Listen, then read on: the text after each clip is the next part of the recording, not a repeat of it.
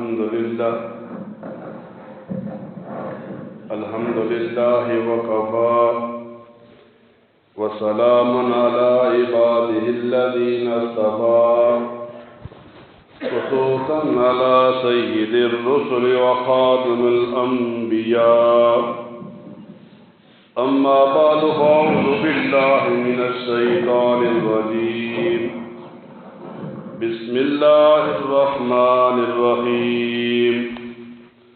قال الله تبارك وتعالى في كلامه المجيد والفرقانه الحميد إن تقرضوا الله قرضا حسنا صدق الله مولانا العظيم إن الله وملائكته يصلون على النبي يا أيها الذين آمنوا صلوا عليه وسلموا تسليما اللهم صل على محمد وعلى آل محمد كما صليت على إبراهيم وعلى آل إبراهيم إنك حميد مجيد اللهم بارك على محمد وعلى آل محمد كما باركت على إبراهيم وعلى آل إبراهيم إنك حميد مجيد۔ قرآن کریم کی ایک آیت مبارکہ تلاوت کی۔ اللہ تعالیٰ اس آیت مبارکہ میں ارشاد فرماتے ہیں کہ تم اللہ تعالیٰ کو قرض دو اور وہ بہترین قرض ہے۔ ایک مسلمان جب دنیا کے اندر آتا ہے اور دنیا کے اندر آنے کے بعد اگر وہ کسی انسان کے ساتھ مدد کرتا ہے مال کے اعتبار سے، تو اب اس کی نیت یہ ہوتی ہے کہ میں اس لیے اس آدمی کی مدد کرتا ہوں کہ کل اللہ تعالیٰ اس کا بدلہ مجھے قبر میں قیامت کے دن عطا کرے گا۔ اب ایک مسلمان جب بھی کسی کے ساتھ مدد کرتا ہے یہی عقیدہ اور نظریہ رکھتا ہے۔ اللہ تعالیٰ ایک مسلمان کو یوں بتاتے ہیں ان الذین آمنوا وعملوا الصالحات، بے شک وہ لوگ جو ایمان لائے اور نیک عمل کیے، وَإِقَامَ الصَّلَاةَ وَآتَى الزَّكَاةَ، نماز کو قائم کیا اور زکوٰۃ کو ادا کیا، لَهُمْ أَجْرُهُمْ عِنْدَ رَبِّهِمْ، تو اس کا اجر ان کے رب کے پاس ہے۔ دنیا کے اندر ایک مسلمان آتا ہے، اب جب ایک مسلمان دنیا میں آتا ہے اسے بتایا جاتا ہے یہ فرائض ہیں، یہ واجبات ہیں، یہ سنتیں ہیں، یہ نوافل ہیں، یہ مستحبات ہیں۔ تو ایک مسلمان کو سب سے پہلے یہ بتایا جاتا ہے کیونکہ تو مسلمان ہے، سب سے پہلے تیرے اوپر نماز فرض ہوتی ہے۔ اب مرد ہے یا عورت ہے، غریب ہے یا امیر ہے، زکوٰۃ کو اس کے اوپر فرض کر دیا گیا۔ نماز جب فرض کر دی گئی اس پر، اب پھر جب رمضان کا مہینہ آیا تو نماز کے بعد اسے بتایا گیا اب رمضان کے روزے فرض ہیں، مرد ہے یا عورت ہے، غریب ہے یا امیر ہے۔ جب یہ دو فریضے اسے پتہ ہو گئے، اب تیسرا فریضہ زکوٰۃ کا شروع ہوا، چوتھا فریضہ حج کا شروع ہوا۔ اب اگر وہ آدمی مالدار ہے تو دو فریضے لازم ہو گئے۔ اللہ تعالیٰ کے گھر کعبۃ اللہ کا حج کرنا فرض ہو گیا، سال کے گزرنے کے بعد اپنے مال کو پاک کرنے کے لیے زکوٰۃ فرض ہو گئی۔ اب ایک آدمی پوچھتا ہے زکوٰۃ کا مطلب کیا ہے، تو جو علماء کتابوں میں لکھتے ہیں زکوٰۃ کا مطلب ہے پاک کرنا، جب ایک آدمی اپنے مال کا 40واں حصہ نکالتا ہے تو یہ 40واں حصہ اس کے باقی مال کو پاک کر دیتا ہے۔ اب ایک مسلمان جب مالدار تھا، اسے بتایا گیا جتنا مال تیرے پاس ہے اس سارے مال کا 40واں حصہ اب یہ غریبوں کا حق بن گیا۔ اب مسلمان غریب کو ڈھونڈتا ہے کس کے حوالے زکوٰۃ کو کرے۔ تو اب اس دنیا کے اندر جب ایک مسلمان اس معاملے میں پڑتا ہے، شریعت کے مسائل کو جانچتا ہے، اسے بتایا جاتا ہے مسلمان کے لیے حکم یہ ہے صلو خمسکم کہ وہ 5 وقت کی نماز پڑھے، وہ حجو بیت ربکم اپنے رب کے گھر کا حج کرے، وصوموا شہرکم رمضان کے روزے رکھے،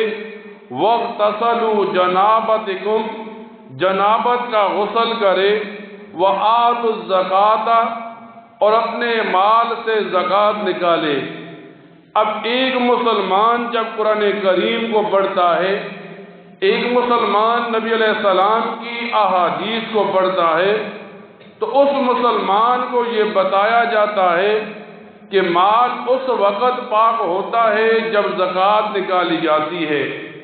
ایک آدمی کے جسم کی بھی زکوٰۃ نکلتی ہے، مال کی زکوٰۃ بھی نکلتی ہے۔ جسم کی زکوٰۃ روزہ رکھنے سے نکلے گی اور مال کی زکوٰۃ غریب کے حوالے مال کرنے سے نکلے گی۔ علماء لکھتے ہیں کتابوں کے اندر، جب ایک آدمی دنیا کے اندر مالدار ہے اور اپنے مال سے زکوٰۃ نکالنا چاہتا ہے تو فرمایا اسے چاہیے انما الصدقات للفقراء والمساکین کہ وہ اپنی زکوٰۃ اپنے صدقے فقراء اور مسکین کے حوالے کرے۔ اب ایک آدمی دنیا کے اندر فقیر ڈھونڈنے میں لگ گیا، ایک آدمی دنیا کے اندر مسکین ڈھونڈنے میں لگ گیا، تو علماء نے کتابوں میں لکھا ہے زکوٰۃ کس آدمی کو دے۔ فرمایا سب سے پہلے ایک آدمی مالدار ہے، زکوٰۃ نکالتا ہے، تو زکوٰۃ کسی نیک متقی آدمی کو دے۔ آج کل ہم کیا کرتے ہیں اس معاشرے کے اندر، ایک آدمی کے کچھ بھائی کسی ایک ملک میں ہیں، دوسرے ملک میں ہیں، اب سب نے زکوٰۃ بھیج دی، اس آدمی کے پاس زکوٰۃ کے 2-4 لاکھ روپے اکٹھے ہوئے، اب یہ اس زکوٰۃ کو تقسیم کر رہا ہے، یہ نہیں دیکھتا سامنے کون ہے، یہ نہیں دیکھتا جسے زکوٰۃ دے رہا ہے وہ زکوٰۃ کا مستحق ہے یا نہیں، وہ دڑا دڑ زکوٰۃ کو تقسیم کر دیتا ہے۔ حالانکہ فقہا لکھتے ہیں کتابوں میں جب تک غریب کے حوالے زکوٰۃ نہیں کرے گا اس کا زکوٰۃ کا فریضہ ادا نہیں ہوگا۔ تو فرمایا سب سے پہلے ایک آدمی زکوٰۃ دے تو کسی نیک آدمی کو دے۔ آج کل جب لوگوں کو مسئلہ بتایا جاتا ہے زکوٰۃ نیک آدمی کو دے تو لوگوں کے ذہنوں میں سوال اٹھتا ہے کہ جو آدمی مسئلہ بیان کر رہا ہے اس کا مدعا یہ ہے زکوٰۃ مولوی کو دے، زکوٰۃ امام کو دے، زکوٰۃ عالم کو دے۔ حالانکہ مسئلہ یوں بیان نہیں ہوتا، لوگوں کو مسئلہ اس لیے بتایا جاتا ہے جب بندہ اپنے مال سے زکوٰۃ نکالتا ہے، جب اس کی زکوٰۃ جہاں پر لگتی ہے تو پتہ چل جاتا ہے اس کی جو مال ہے وہ پاک ہے یا ناپاک ہے۔ ایک آدمی کا مال پاک ہو، جب وہ زکوٰۃ نکالتا ہے تو زکوٰۃ نیک آدمی پر لگتی ہے، جو آدمی زکوٰۃ لیتا ہے وہ اس سے نیکی کا کام کرتا ہے، اور ایک آدمی کا مال ناپاک ہو وہ زکوٰۃ نکالتا ہے تو اس کے زکوٰۃ سے نکالے ہوئے مال سے لوگ گناہ کرتے ہیں۔ یوں آتا ہے ایک آدمی لکھتا ہے کہتا ہے مجھے کسی آدمی نے زکوٰۃ دی، کہتا ہے یہی 7,000 روپے میرے مال سے زکوٰۃ نکلی ہے، آپ 2 آدمیوں کو یہ مال زکوٰۃ کا دے دیں۔ وہ آدمی جو لکھتا ہے کہتا ہے مجھے پتا تھا زکوٰۃ نکالنے والے کا مال پاک نہیں تھا،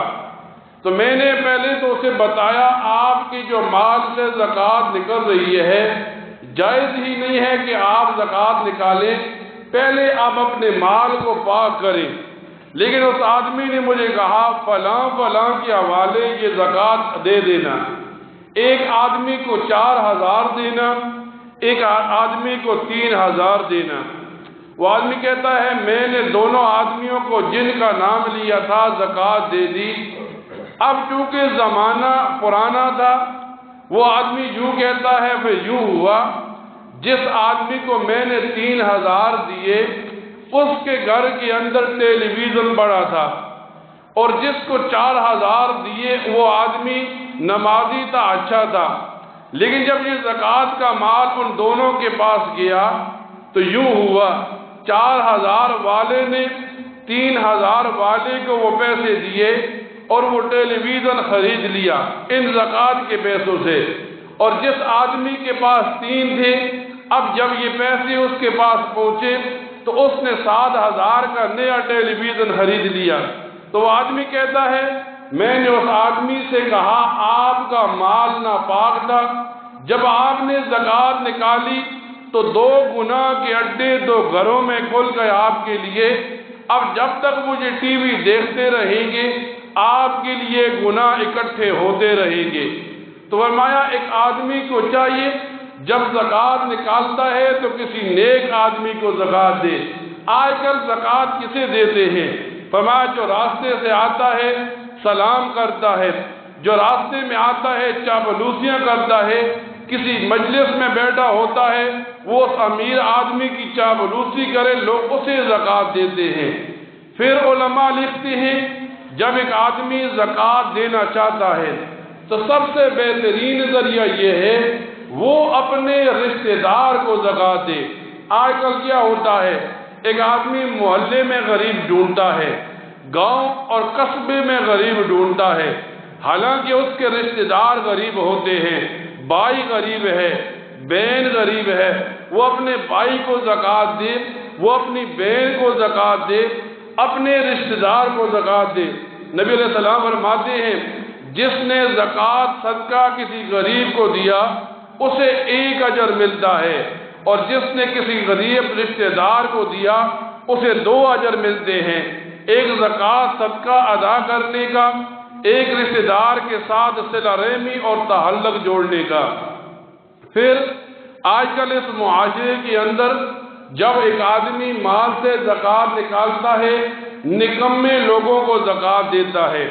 سوال کرنے والوں کو زکوٰۃ دیتا ہے۔ علماء کتابوں میں لکھتے ہیں زکوٰۃ اس آدمی کو دینا چاہیے جو سوال نہیں کرتا۔ آج سوال کرنے کا ایک پیشہ بن گیا۔ آپ دیکھیں گھروں میں لوگ آتے ہیں مانگنے کے لیے، مسجد میں جب رمضان شروع ہوگا ہر نماز کے بعد کوئی کھڑا ہو جائے گا سوال کرنے کے لیے۔ حدیث مبارکہ میں آتا ہے نبی کریم صلی اللہ علیہ وسلم فرماتے ہیں جو آدمی بے جا سوال کرتا ہے قیامت کے دن جب وہ آئے گا اسے ایک عذاب یہ دیا جائے گا اس کے چہرے پر چمڑا نہیں ہوگا۔ اب آپ سوچیں اتنا بڑا عذاب اس آدمی کو دیا جائے گا تو وہ مسلمان سوچے جب وہ بے جا سوال کر رہا ہے تو وہ اپنا دنیا تو آسان بنا رہا ہے لیکن آخرت کے اندر اس کے لیے عذاب تیار ہیں۔ پھر علماء لکھتے ہیں سب سے بہترین ذریعہ یہ ہے بندہ اپنی گلی محلے میں دیکھے ایک آدمی مزدوری کر رہا ہے، روز صبح اٹھ کر جاتا ہے مزدوری کے لیے، تو اس آدمی کے حوالے زکوٰۃ کرے۔ ہم زکوٰۃ دیتے ہیں نکموں کو جو سارا دن بیٹھکوں میں حجروں میں لیٹ کر گزار دیتے ہیں، جو راستوں میں بیٹھ کر پورا دن گزار دیتے ہیں، جن کو نہ نماز کی فکر ہوتی ہے نہ شریعت مطالعہ کے احکام کی۔ ہمیں چاہیے زکوٰۃ اس آدمی کو دیں جو مزدوری کرتا ہے۔ اب رمضان شروع ہوگا جو حلال مزدوری کرتے ہیں وہ پریشان ہیں، ایک طرف رمضان ہوگا، گرمی ہوگی، مزدوری بھی نہیں کر سکیں گے، کہاں سے کھانے پینے کے لیے آئے گا؟ اب جو آدمی ایسے آدمی کو زکوٰۃ دے گا، اس آدمی کو سمجھے میں نے صحیح ٹھکانے پر زکوٰۃ دے دی۔ مثال کے طور پر ایک آدمی نے کسی مزدور آدمی کو زکوٰۃ دی، اب رمضان کا اس نے گھر میں کھجوریں لائیں وغیرہ، اور وہ رمضان کا روزہ اس سے افطار کرتا ہے۔ نبی علیہ السلام صحابہ کرام سے فرماتے ہیں تم اپنے مسلمان بھائی کو روزہ افطار کرایا کرو،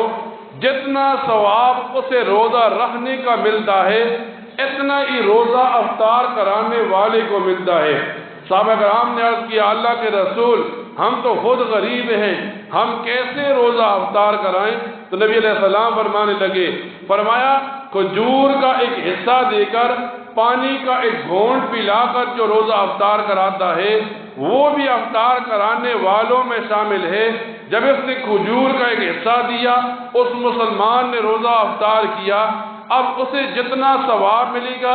اتنا ہی ثواب اس مسلمان کو ملے گا۔ تو ہم کوشش کریں ہم ان لوگوں کو زکوٰۃ دیں جو رمضان میں روزے رکھتے ہیں، جو نیکی کا کام کرتے ہیں، جو 5 وقت کی نماز پڑھتے ہیں۔ اگر ہماری زکوٰۃ کسی نمازی کو مل گئی، کسی روزے دار کو مل گئی، ہماری زکوٰۃ کی وجہ سے ایک آدمی کا رمضان اچھا گزر گیا، ہم سمجھ لیں ہمارا مال پاک تھا، ٹھکانے پر لگ گیا۔ لیکن اگر ہم نے یوں ہی زکوٰۃ دے دی، ہماری زکوٰۃ لینے والے کو جمعے کے علاوہ مسجد کا راستہ معلوم نہیں ہے، رمضان میں روزے کے بارے میں علم نہیں ہے، ہم سمجھ جائیں یا تو ہمارے مال میں شبہ تھا، اب ہم نے جب زکوٰۃ نکالی تو وہ زکوٰۃ بھی ٹھکانے پر نہیں لگی۔ اللہ تعالیٰ سے دعا کیا کریں اللہ تعالیٰ ان مسائل کو سننے کے بعد ان پر عمل کرنے کی توفیق عطا فرمایا کرے۔ وآخر دعوانا الحمد للہ رب العالمین۔